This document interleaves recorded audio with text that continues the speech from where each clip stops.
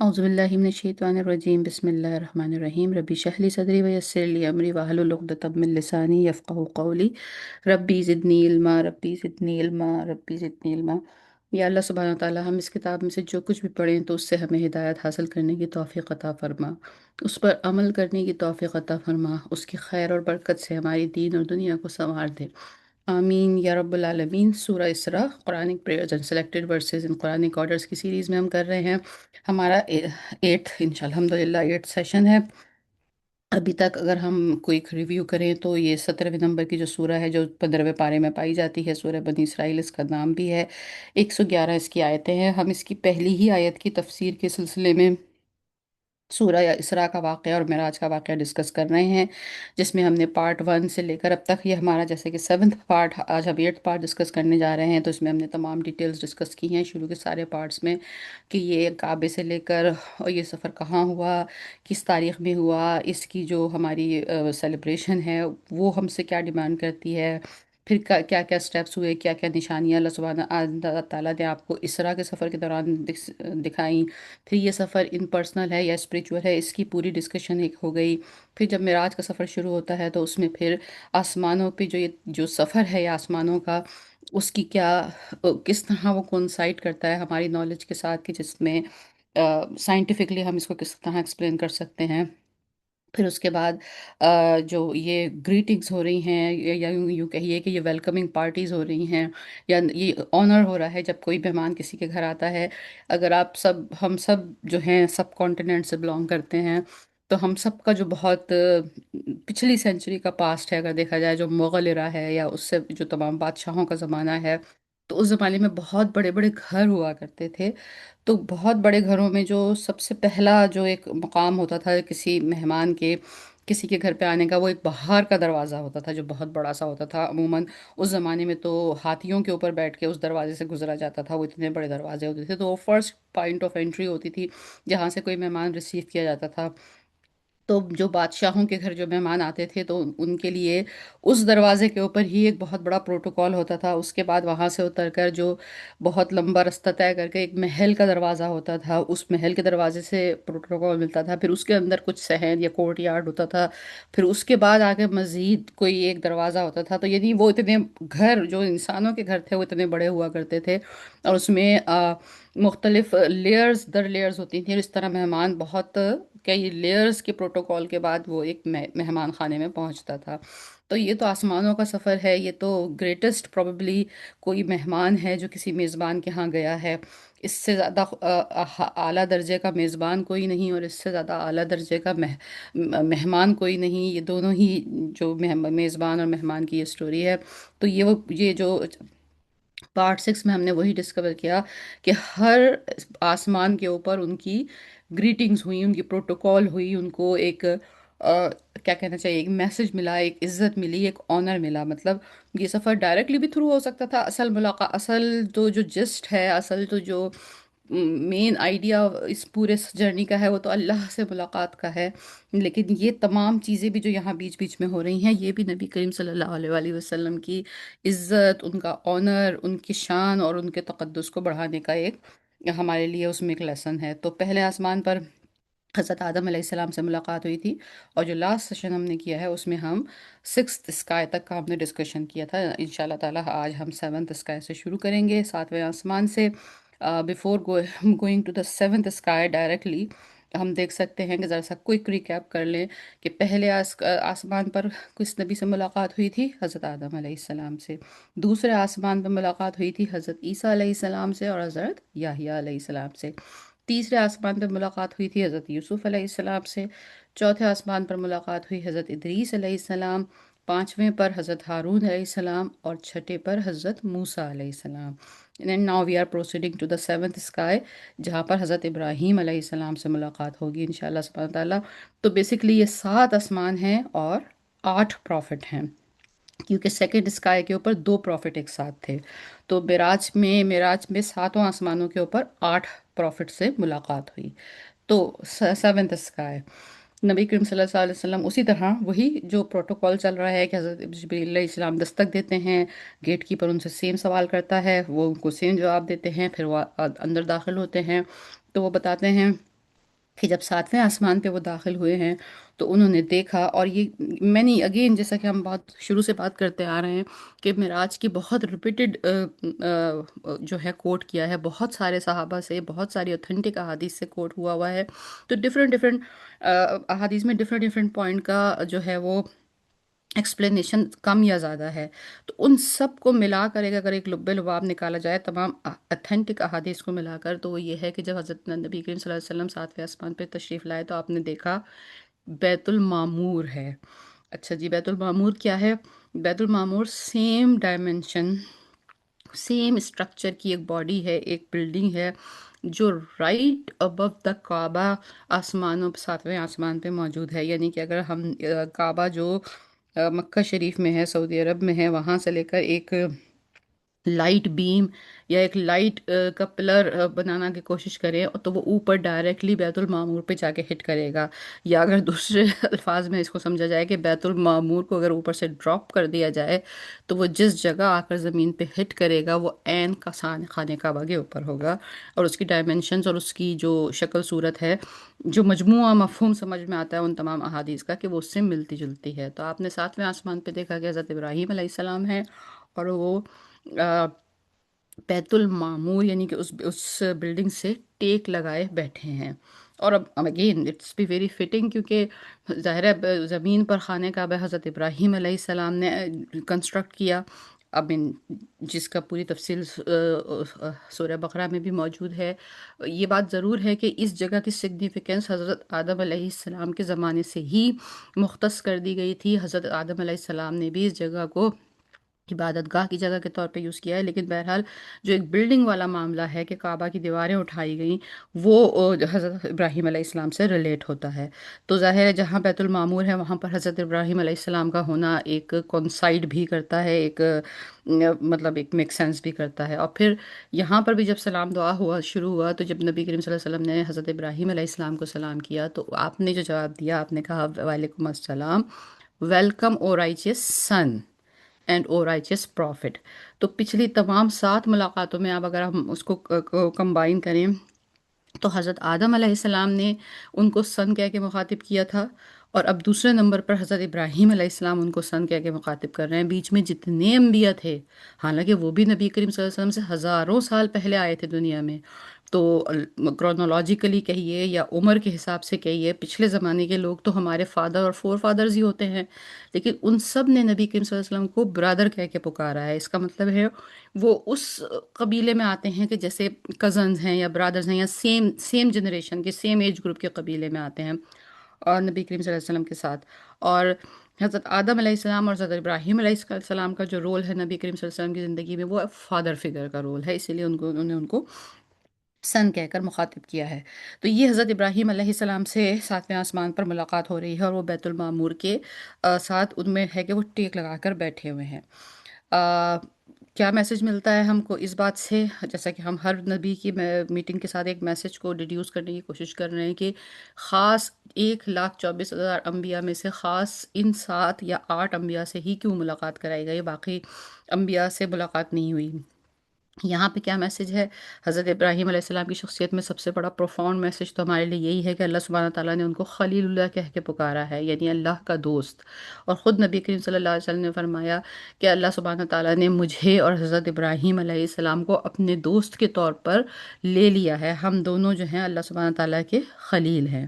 تو اس میں ایک یہ بہت بڑی ہمیں ایک چیز ملتی ہے وہاں پر کہ اللہ سبحانہ تعالیٰ نے جب حضرت ابراہیم کو خلیل بنایا اور حضرت ہمارے محمد صلی اللہ علیہ وسلم کو خلیل بنایا، تو ان کے اندر اور بھی سملیرٹیز ہوں گی. تو ایک سملیرٹی حضرت ابراہیم علیہ السلام اور نبی کریم صلی اللہ علیہ وسلم کی یہ ملتی ہے کہ جس طرح آج تک رہتی امت تک حضرت ابراہیم علیہ السلام کا نام باقی ہے، اسی طرح نبی کریم صلی اللہ علیہ وآلہ وسلم کا سلام اس کا نام اس وقت تک باقی رہے گا جب تک یہ دنیا ڈیمالش نہیں ہو جائے گی، جب تک یہ دنیا ہی ختم نہیں ہو جائے گی.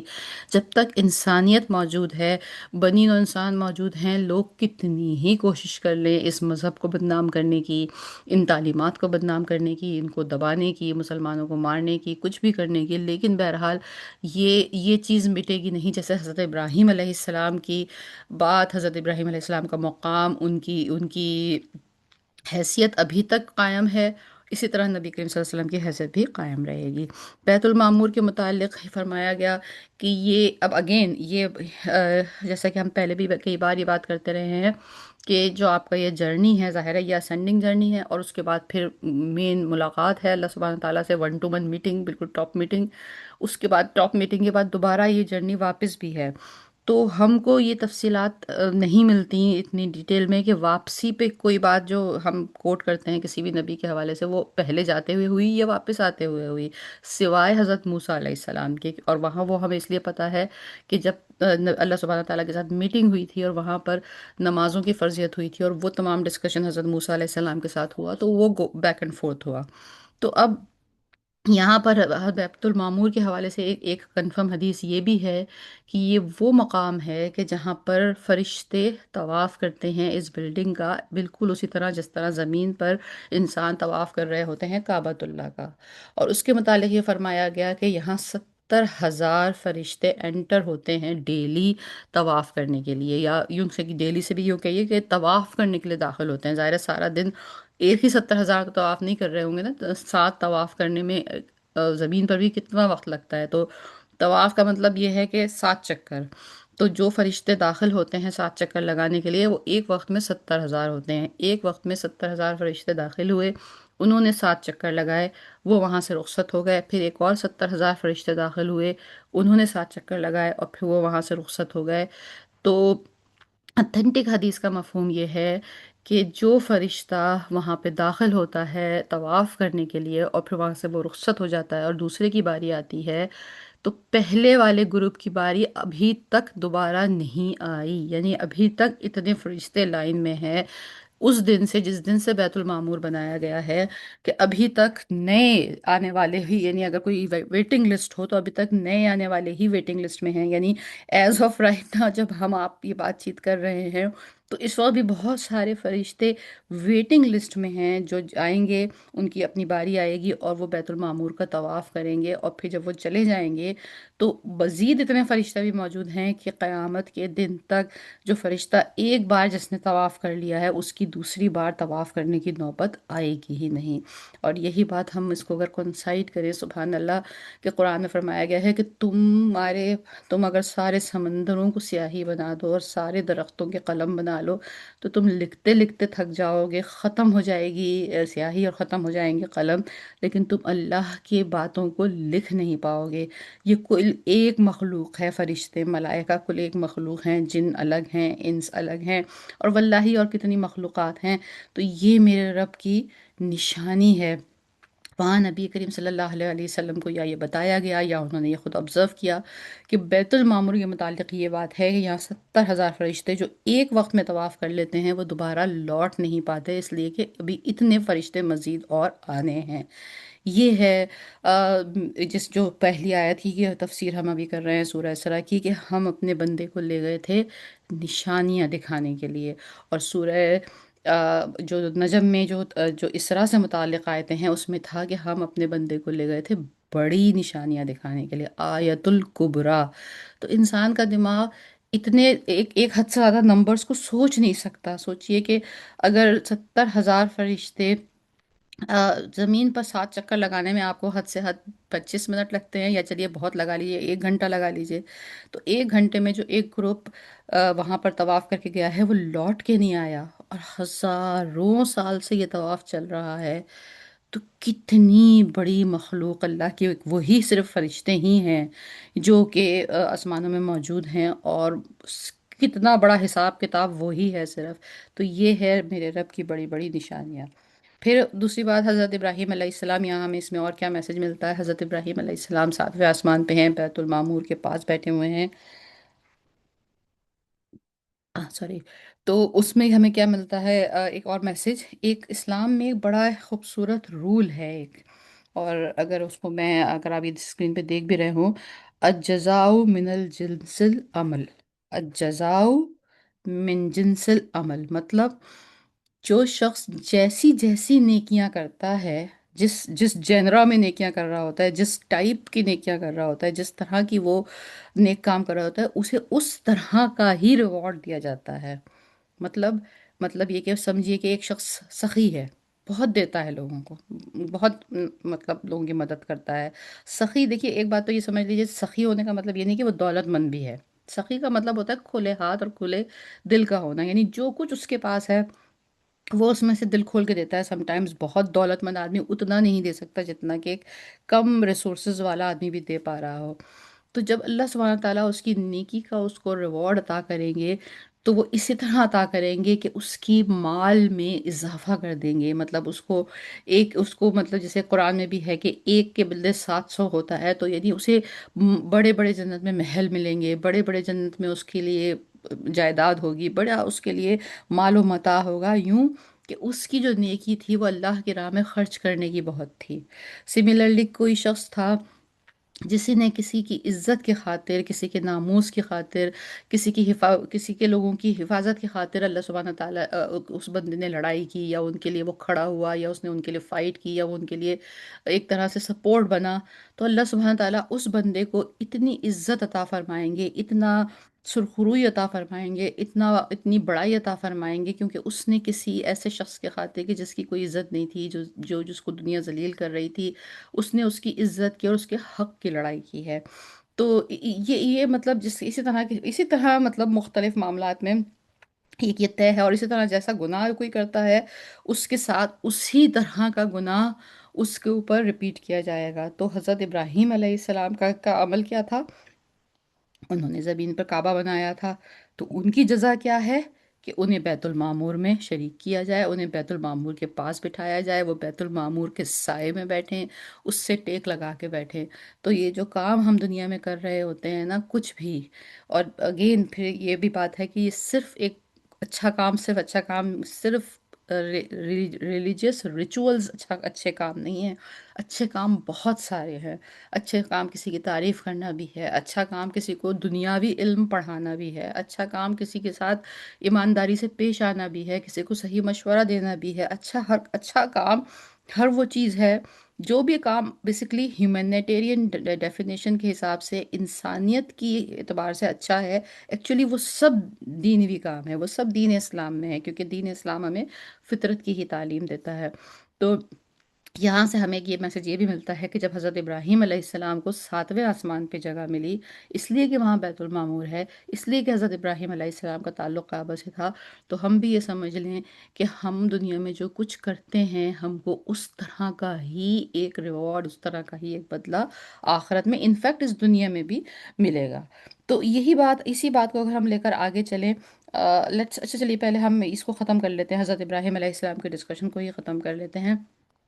تو جب حضرت ابراہیم علیہ السلام سے ملاقات ہوئی، اب اگین یہ تو ایک میسج اور ایک ڈائلاگ ہے جو ہم اتھینٹک احادیث میں ہمیشہ سے کوٹ ہوتا ہے کہ حضرت ابراہیم علیہ السلام نے ایک میسج دیا نبی کریم صلی اللہ علیہ وآلہ وسلم کو۔ اب نہیں معلوم کہ یہ میسج اس وقت دیا ہے جس وقت پہلی بار ملاقات ہوئی ہے اوپر جاتے ہوئے، یا اس وقت دیا ہے کہ جب یہ میسج دوسری بار ملاقات ہوئی ہوگی نیچے آتے ہوئے، واللہ۔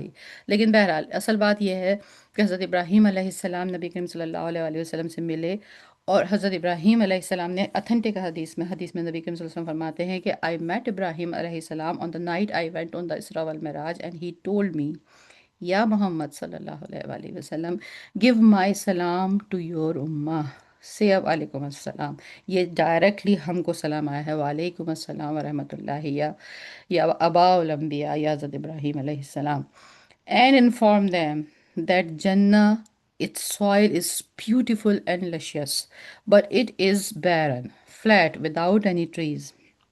And the seedlings we put in the soil will come from saying Subhanallah, Alhamdulillah, La ilaha illallah, Allahu Akbar. And in another narration اس میں لا حول ولا قوت الا باللہ بھی شامل ہے۔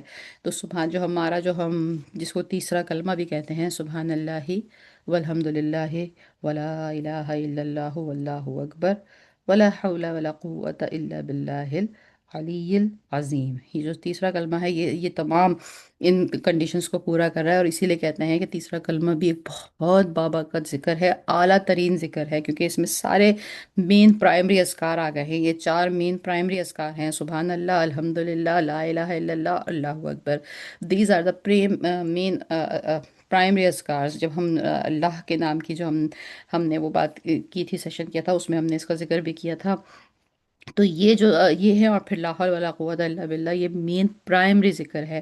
جتنی بار یہ بات آپ کہہ دیں، ایک سبحان اللہ آپ نے کہا، جنت میں ایک درخت لگ گیا. اینڈ بائی دا وے، یہ درخت آپ کا جو بیک یارڈ میں درخت لگا ہے، یا جو اس قسم کے درخت ہم لگاتے ہیں جو آدھے پونے جلی جاتے ہیں تو یہ اس ٹائپ کے درخت نہیں ہیں. یہ وہ درخت ہیں کہ جنت کی نعمتوں کے متعلق جہاں پہ ذکر ہے، تو اس میں تھا کہ ایک درخت ہوگا جنت میں، اور ایک گھڑ سوار، یعنی پیدل چلنے والا بھی نہیں بلکہ گھڑ سوار، اس کے تنے سے سفر شروع کرے گا گھوڑے پہ بیٹھ کر، اب باہر کی طرف نکلنے کے لیے. یعنی درخت کے سائے سے باہر کی طرف جا رہا ہے، اس نے تنے سے سفر شروع کیا ہے، یعنی ایک طرف. یعنی اگر آپ میتھمیٹیکل ٹرم میں بات کریں تو جو ڈایا میٹر ہے اس کا آدھے کو ہم ریڈیس کہتے ہیں. تو ریڈیس یعنی سینٹر آف دا سرکل سے باہر پورے سرگرم فرینس آف دا سرکل کی طرف ہم جا رہے ہیں. تو وہ گھڑ سوار گھوڑے پہ سوار ہو کے سینٹر سے چلنا شروع کرے گا باہر کی طرف. اور جب اس کو 40 سال لگیں گے آخری جگہ تک پہنچنے میں، جہاں تک کہ درخت کا سایہ ہے، اس کی چھتری ہے، اس کی امبریلا ہے. دس از دا ٹری آف جنہ. یہ ایک درخت ہے. سبحان اللہ، الحمد للہ دوسرا درخت، لا الہ الا اللہ تیسرا درخت، اللہ اکبر چوتھا درخت، لا حول ولا قوت الا باللہ پانچواں درخت. ہم دنیا میں انسان کی جبلت میں ہے کہ اس کو زمین سے بڑی محبت ہے، زمین کے اوپر ہی جھگڑے ہیں، زمین پر ہی خون خرابہ ہے، سارا کشت خون جو ہے وہ زمین کے اوپر قبضہ کرنے کا ہی ہے. جنت جبکہ زمین کی تو سوائل بھی سرخیز نہیں ہے، زمین میں تو پتھر کنکریاں بھی ہیں، کیڑے مکوڑے بھی ہیں، اور وہ اس میں تو ہر دفعہ ضروری نہیں کہ جو فصل آپ لگائیں وہ اگ بھی جائے. جنت کی تو زمین بھی خوبصورت ہے. ہمارے فادر حضرت ابراہیم علیہ السلام بتا رہے ہیں، اور ہر سیڈلنگ جو وہاں بویا جاتا ہے اس میں ایسا بھی نہیں ہوتا کہ وہ خراب ہو جائے یا جیسے کوئی میرے جیسا آدمی جب کوئی پودا لگایا تو وہ جل ہی جاتا ہے. تو وہ تو گرو کرتا ہی ہے. تو ایک سبحان اللہ کہنے سے وہاں اتنے درخت لگتے ہیں. واللہ یہ تو جیسا کہ ایک میں سن رہی تھی تو انہوں نے کہا کہ لوگ یہ کہتے ہیں کہ اسلام بڑا سخت مذہب ہے، اس میں ہمیں بڑی چیزوں کو فالو کرنا پڑتا ہے. انہوں نے کہا کہ میں یہ آرگیو کرتا ہوں کہ اسلام ایک ایسا مذہب ہے کہ جس میں آپ کو فیل ہونے کے لیے، یا اتنے اتنے لو مارکس لینے کے لیے کہ آپ فیل ہو جائیں اور جہنم میں اینڈ اپ ہو جائیں، بہت ہی کوشش کرنی پڑے گی. جہاں ایک سبحان اللہ کہنے پہ اتنے درخت اور جنت میں اتنا مقام مل رہا ہے، وہاں اور نیکیوں پہ کتنا کتنا مقام ملتا ہوگا. بٹ پرووائڈڈ دیٹ کہ یہ سب کچھ تھاٹ فلی ہونا چاہیے، خیال کے ساتھ ہونا چاہیے، اپنی کانشنس کے ساتھ ہونا چاہیے. یہ صرف لپ سروس نہیں ہونی چاہیے بلکہ یہ روح اور دل دونوں کے ساتھ ہونا چاہیے. تو یہ کنورسیشن تھی حضرت ابراہیم علیہ السلام کے ساتھ. تو کیا میسج ملا ہمیں یہاں تک حضرت ابراہیم علیہ السلام کی کنورسیشن میں؟ ایک میسج ہم کو یہ ملا ہے کہ جنت از ایمٹی. اور ہمارے ہاں بڑی جبلت ہے کہ جو پلاٹ خالی ہوتا ہے ہمیں اس پہ قبضہ کرنے کا بڑا شوق ہوتا ہے.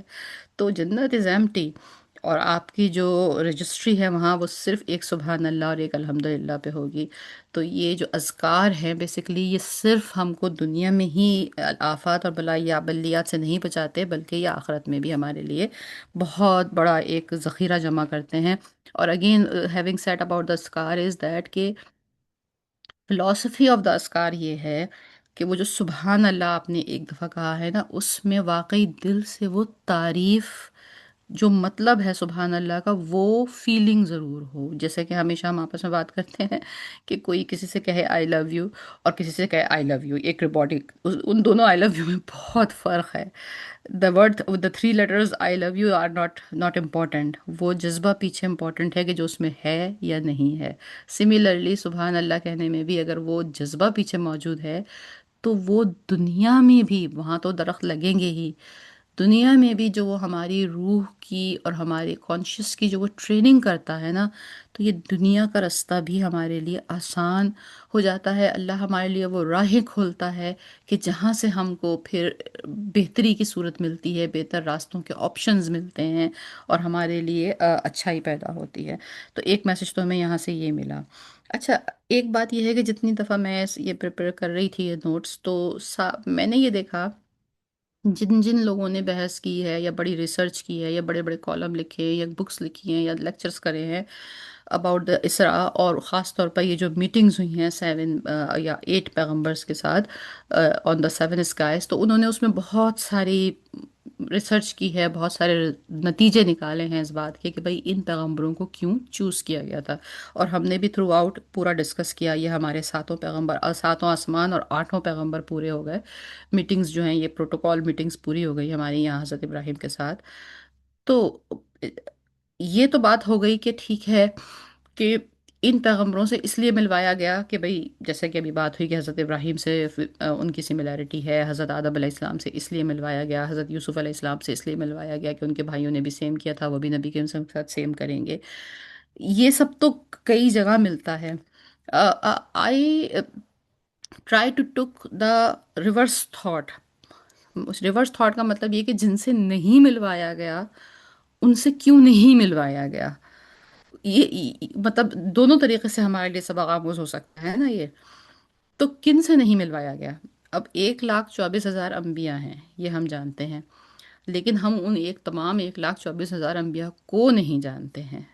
ان 1,24,000 میں سے ہم کتنوں کو جانتے ہیں؟ تو جو اتھینٹک نام ہیں انبیاء کے، 25 نام ہمیں قرآن کریم میں ملتے ہیں انبیاء علیہ السلام کے، جو قرآن میں ہیں، کئی بار وہاں ریپیٹ بھی ہوئے ہیں. ان 25 میں سے بھی کچھ تو ایسے ہیں جن کا نام غالباً ایک ہی بار آیا ہے، یا ان کا کوئی ذکر بھی موجود نہیں ہے کہ وہ ان کی اور مزید کیا ڈیٹیلز تھیں. لیکن کچھ انبیاء کرام ایسے ہیں جو بہت دفعہ ان کا نام ریپیٹ ہوا ہے، بہت ان کی حالات ریپیٹ ہوئے ہیں، اور پھر وہ بھی یہاں اس میٹنگ میں موجود نہیں ہیں.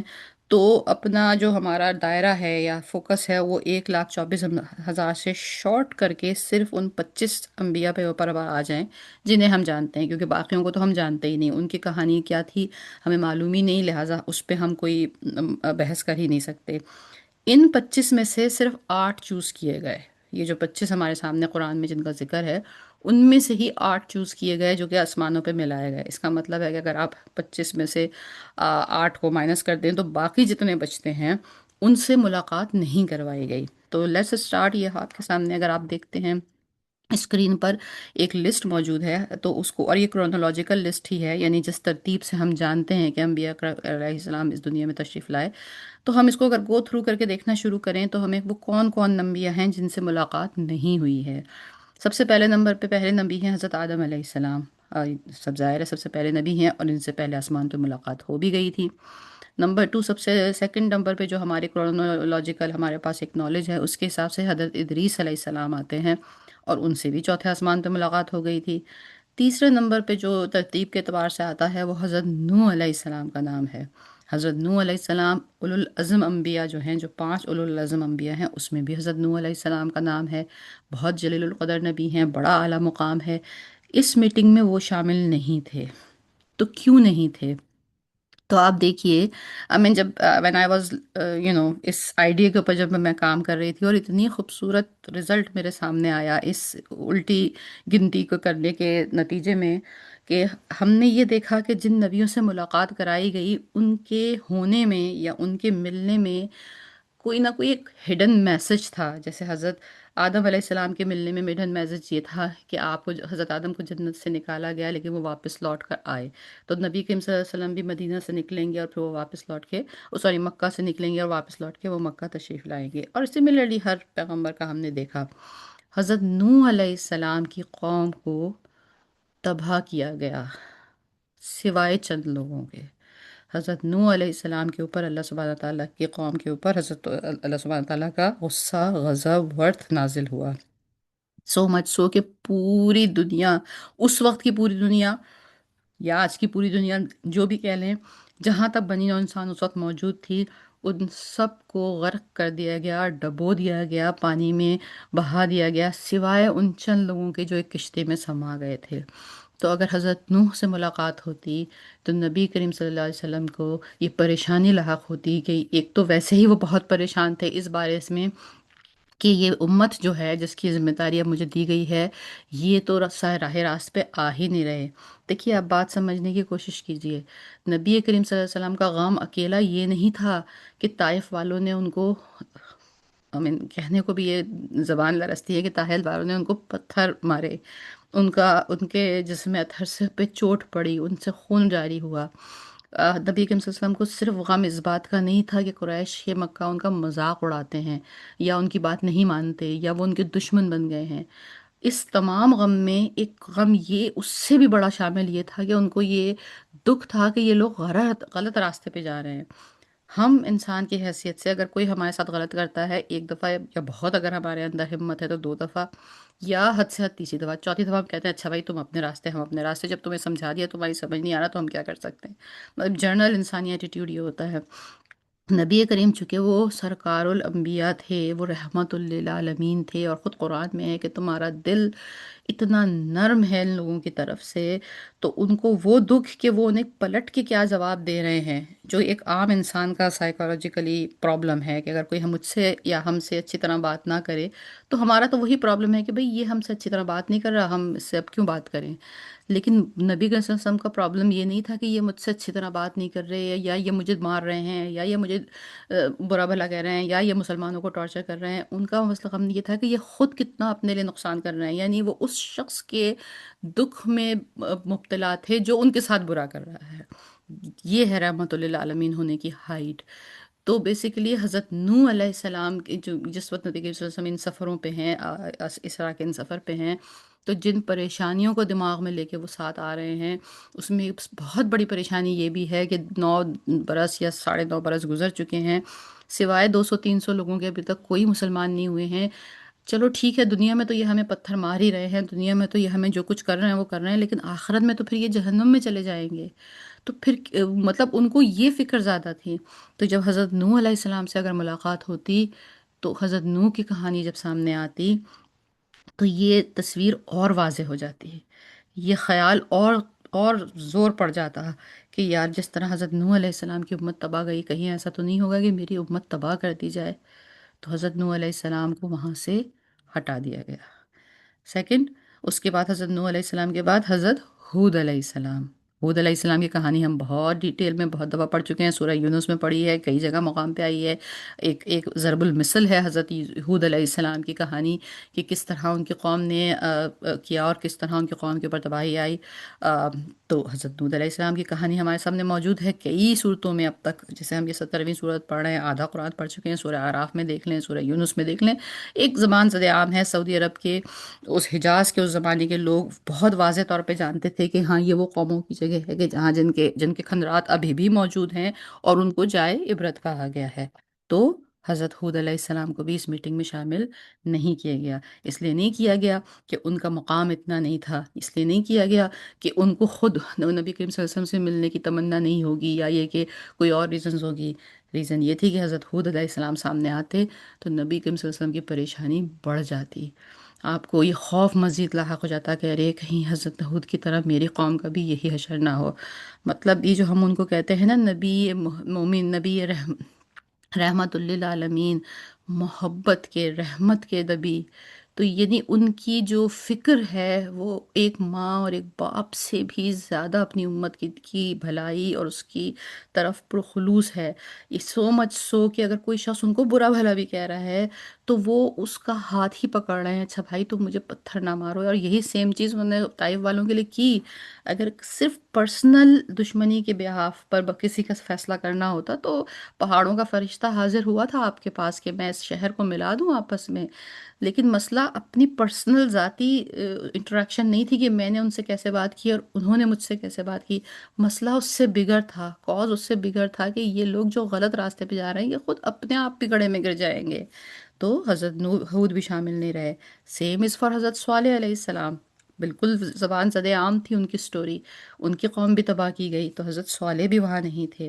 پھر آتے ہیں حضرت ابراہیم علیہ السلام، ان سے ملاقات ہوئی۔ پھر آتے ہیں حضرت اسماعیل علیہ السلام۔ حضرت اسماعیل علیہ السلام کا معاملہ یہ ہے کہ ان کو وہاں پر چھوڑا گیا۔ آپ اپنے والد کے نقش قدم پر ہی ہیں، آپ نے اپنے والد کے ساتھ ہی مل کر کعبہ کو ڈیولپ کیا، یا آپ کی نسلوں نے کیا، لیکن ان کے حوالے سے کوئی بہت سخت مشن، ایسا کوئی معاملہ کہ جس میں انہوں نے بہت تبلیغ جاری کرنے کی کوشش کی ہو، لوگ آگے سے انہیں ڈینائی کر رہے ہوں، وہاں ایسا کوئی معاملہ ان کی سٹوری میں نہیں تھا۔ لہٰذا وہاں پہ بھی کوئی میسج نہیں تھا، کوئی ایک بہت پازیٹیو اپ لفٹنگ، کوئی ہمت بڑھانے والا میسج نہیں تھا۔ تو حضرت اسماعیل علیہ السلام بھی اس والی لسٹ میں نہیں، اس ملاقات میں نہیں تھے۔ حضرت اسحاق علیہ السلام بڑے بہت جلیل القدر نبی ہیں، فادر آف بنی اسرائیل کہہ سکتے ہیں آپ، وہ ان کی نسل سے ہی حضرت یعقوب علیہ السلام آئے ہیں۔ لیکن وہاں پر بھی ہم دیکھتے ہیں کہ حضرت اسحاق علیہ السلام سے بھی ملاقات کیوں نہیں ہے؟ کیونکہ ان کی سٹوری میں نبی کریم صلی اللہ علیہ وسلم کو ایک تسلی دینے کے لیے کوئی وہاں کونسائڈنگ کوئی سملیرٹیز نہیں تھیں، کوئی معاملات ایک جیسے نہیں تھے، تو وہ بھی نہیں نظر آتے۔ پھر حضرت لوط علیہ السلام، اگین حضرت لوط علیہ السلام کی تباہی اور ان کی زمین جو الٹ دی گئی اور جو زلزلہ آ گیا اور جو ساری قوم جس طرح تباہ ہوئی، تو وہاں پر بھی یہی ریزن کار فرما نظر آتا ہے۔ پھر حضرت یعقوب علیہ السلام، حضرت یعقوب علیہ السلام کے حوالے سے بھی یہ ہے کہ اگین وہ ان کا معاملہ اپنے خاندان تک ہی تھا، وہ ان کی بھی نبوت یا ان کی بھی جو دعوت اور تبلیغ کا معاملہ ہے وہ اس طرح سے نہیں ہے، تو لہٰذا وہاں ان کے خاندان سے صرف حضرت یوسف کو منتخب کر لیا گیا کہ دیکھو خاندان والے اگر آپ کے ساتھ ایسا سلوک کر رہے ہیں تو اس پہ صبر کرنا بھی سنت انبیاء ہے۔ وہاں سے ہم نکلتے ہیں حضرت شعیب علیہ السلام کے پاس۔ شعیب علیہ السلام کا بھی معاملہ وہی نظر آتا ہے، ان کی قوم کا بھی ہم نے حال دیکھا ہے۔ ہم یہ سورہ یونس، اگر ہمارے میرا خیال میں وہ اس کی ویڈیوز موجود ہیں ہمارے چینل کے اوپر، تو ہم نے بڑی ڈیٹیل میں یہ تمام انبیاء کا، کیونکہ سورہ یونس وہ ہے جہاں بالکل پے در پے ایک دم ایک کے بعد ایک کے بعد ایک سٹوریز ہیں۔ اگر دوبارہ سے ریوائز کرنی ہو یا جنہوں نے پہلی بار سننی ہو، وہ تو اٹس اے ویری انٹرسٹنگ، کیونکہ وہاں یہ ساری سٹوریز موجود ہیں۔ اس سورہ یونس میں ایکچولی سٹوریز ہی ساری ذکر ہوئی ہیں، وہاں حضرت شعیب علیہ السلام کا ذکر آتا ہے، ان کا بھی معاملہ یہی ہے۔ پھر حضرت ایوب علیہ السلام پہ آتے ہیں۔ حضرت ایوب علیہ السلام کی زندگی کے جو معاملات ہیں وہ اس وقت نبی کریم صلی اللہ علیہ وسلم جس پوزیشن میں ہیں، جس مسئلہ ان کے ذہن میں گھوم رہا ہے، وہ اس وقت اس سے کنسائڈ نہیں کر رہے ہیں، لہٰذا آپ کو اس میٹنگ میں نہیں رکھا گیا۔ دین حضرت یونس علیہ السلام کے، حضرت یونس علیہ السلام کا معاملہ بھی کچھ میچنگ پہ نہیں چل رہا ہے۔ دین ذوالکفل کے، ذوالکفل کا ہمیں کچھ زیادہ ڈیٹیل معلوم ہی نہیں ہے۔ پھر حضرت موسیٰ علیہ السلام کا نام آتا ہے اور حضرت ہارون علیہ السلام ساتھ ساتھ، تو حضرت موسیٰ علیہ السلام سے بھی ملاقات کرائی جاتی ہے، حضرت ہارون علیہ السلام سے بھی ملاقات کرائی جاتی ہے، کیونکہ جتنی ریبیلیس، جتنی نافرمان قوم بنی اسرائیل حضرت موسیٰ علیہ السلام، حضرت ہارون علیہ السلام نے ہینڈل کی، وہ مثال ہم سب کے سامنے ہے۔ تو اس میں ایک میسج تھا تسلی کا کہ دیکھو یہ بھی یہاں اس راستے سے گزر کے آئے ہیں، آپ اس راستے پہ اکیلے ہی نہیں ہیں۔ پھر آتے ہیں حضرت الیاس علیہ السلام، اگین ان کے متعلق کچھ بہت زیادہ ڈیٹیلز نہیں ہیں۔ حضرت الیشیائش، جسے یوشع بن نون بھی کہتے ہیں، ان کے متعلق بھی نہیں ہے۔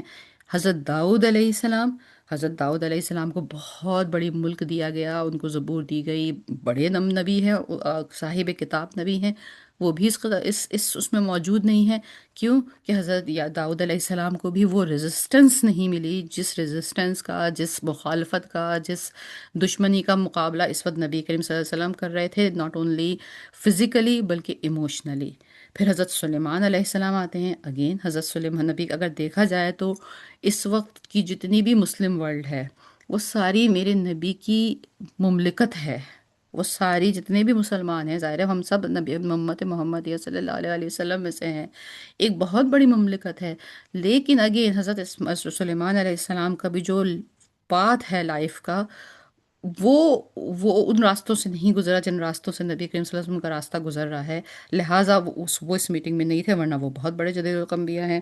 دین حضرت زکریا علیہ السلام تشریف لاتے ہیں، جو کہ حضرت یحییٰ علیہ السلام کے والد ہیں، تو یہاں سے حضرت یحییٰ علیہ السلام کو منتخب کیا گیا ہے۔ اینڈ دین حضرت عیسیٰ علیہ السلام یہاں اس لسٹ میں موجود نہیں ہے، وہ حضرت عیسیٰ علیہ السلام کو اور حضرت یحییٰ علیہ السلام کو منتخب کیا گیا ہے۔ تو یہ بیسیکلی اگر ہم ان 25-26 انبیاء کو دیکھیں جو کہ قرآن میں موجود ہیں، تو ایک صورت تو لیسن سمجھنے کے لیے، بات کو سمجھنے کے لیے یہ ہے کہ جن کو ملوایا گیا ان کو کیوں ملوایا گیا، اور دوسرا جو جو بات کی اور خوبصورتی ہے وہ یہ ہے کہ جن کو نہیں ملوایا گیا ان کو سامنے کیوں نہیں لایا گیا۔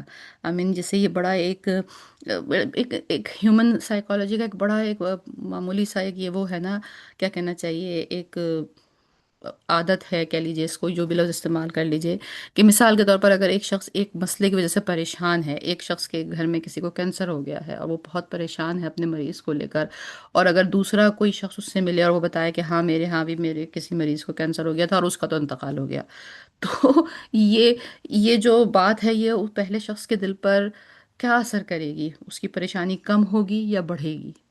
تو یہ انتظام فرمایا گیا ان ملاقاتوں میں کہ ان انبیاء سے ملاقات کرائی گئی جو اس تمام پریشانی میں آپ کے لیے باعث، آپ کے دل کے لیے باعث تسلی ہوں، آپ کو ہمت ملے، آپ کو جو ایک ایک ایسی کیفیت میں آپ ہیں۔ اور اگین سمجھنے کی کوشش ہم یہ کریں، ہمارے مسئلے جب ہم اپنی لائف کو سیرت نبی کے ساتھ دیکھتے ہیں، کنسائڈ کرنے کی کوشش کرتے ہیں، اور یہ دیکھتے ہیں کہ جب ہم کسی مسئلے میں دو چار ہوتے ہیں تو ہمیں وہاں سے نبی کریم صلی اللہ علیہ وسلم کی طرف سے کیا گائیڈنس ملتی ہے، اپنی زندگی کے کسی مشکل مرحلے پر آپ نے کس طرح اس کو ہینڈل کیا ہے اس پرابلم کو، تو یہ بات یاد رکھنے کی ہے کہ ہم اپنے مسئلے کے لیے جب نبی کریم صلی اللہ علیہ وسلم کی زندگی کی طرف دیکھتے ہیں تو ہمارا مسئلہ ہمارا ذاتی مسئلہ ہے۔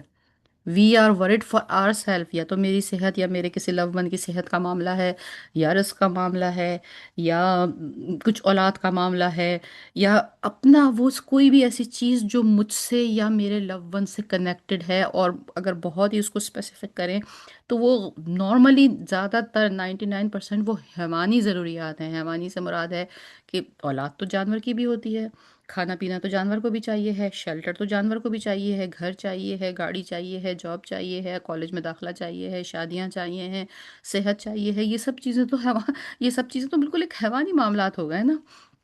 تو ہماری زیادہ تر پریشانیاں یہ ہیں، اور ہماری وہ دعائیں زیادہ تر یہ ہیں۔ نبی کریم صلی اللہ علیہ وسلم کی زندگی کی پریشانی وہ یہ نہیں تھی کہ ان کے گھر میں رات کو کھانا ہوگا یا نہیں ہوگا، ان کی پریشانی تو یہ تھی کہ یا اللہ یہ امت آگے بڑھے گی یا نہیں بڑھے گی۔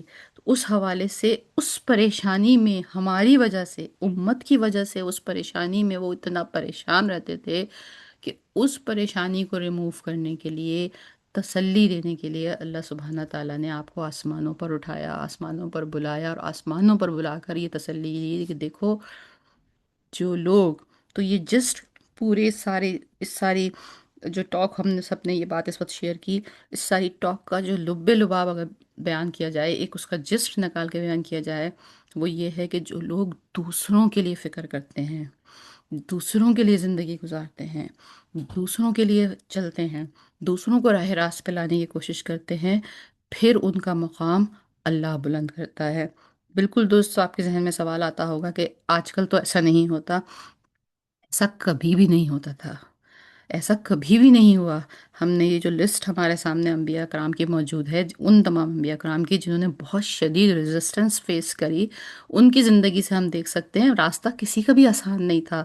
اور بہت سارے انبیاء کرام کا تو راستہ ایسا ہوا کہ ان کی امت کو تباہ کیا گیا، اور جب ان کی امت کو تباہ کیا گیا تو اس وقت اس نبی کے دل پہ کیا گزری ہوگی، اس کی امت اس کے لیے بچوں کی طرح تھی۔ تو پوائنٹ کہنے کا یہاں پہ یہ ہے کہ نبی صلی اللہ علیہ وسلم کی جو تسلی و تشفی کی گئی، ان کے جو درجات بلند کیے گئے، یہ تسلی و تشفی دیکھیے نا، ایسا سوچیں کہ جیسے مثال کے طور پر ایک بات ہے سوچنے کی کہ یہی تمام انبیاء تو نیچے بھی ملے تھے، مسجد اقصیٰ میں بھی ملاقات ہوئی تھی ان سے۔